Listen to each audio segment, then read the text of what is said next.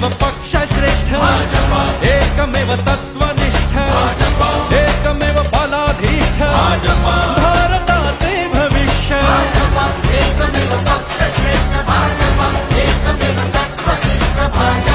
पण बघितलं शिंदे साहेबांची सर्व सेना माझ्या स्वागतासाठी उभी आहे आणि आताच आमचे खासदार नरेश म्हस्केजी येणार आहेत, ते त्यांना संबोधित करणार आहेत. आणि आपण बघितलं की नव्या मुंबईचं टोलचा प्रश्न होता, मी सातत्याने सभागृहात मांडायचे, पण शेवटी महाराष्ट्र राज्य शासनाने माननीय एकनाथ शिंदे मुख्यमंत्री, उपमुख्यमंत्री आमचे देवेंद्रजी फडणवीस साहेब, उपमुख्यमंत्री अजितदादा पवार या सगळ्यांनी टोलमुक्त केल्यामुळे आपल्याला माहिती आहे सगळ्यात जास्त फायदा जर झाला असेल तर या भाजीवाल्यांचा, FMC मार्केटच्या छोट्या गाड्या ज्या इथल्या इथे जाऊन यायला लागायचा त्यासाठी टोल लागायचा.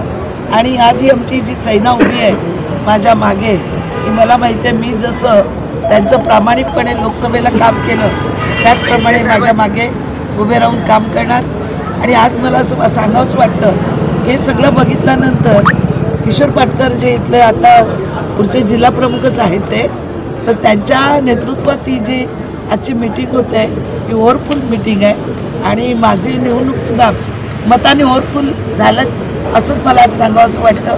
आज चांगली छटपूजेचा दिवस आहे आणि अशा चांगल्या दिवशी ही मीटिंग घेतलेली आहे. मी सगळ्या कार्यकर्त्यांचे मी धन्यवाद आणि आभार मानते की 2 वेळासुद्धा ह्या लोकांनी मला खूप मदत केली आणि त्यामुळे मी इथे युती आणि उमेदवार भाजप शिवसेनेची पहिलाही होते आणि आताही राहणार आहे असं मी सांगायचं. काही गोंधळ नव्हता, गोंधळ निर्माण केला होता जाणीवपूर्वक मंदाताईचा भ्रमनिराश करण्यासाठी, पण गोंधळ नव्हता.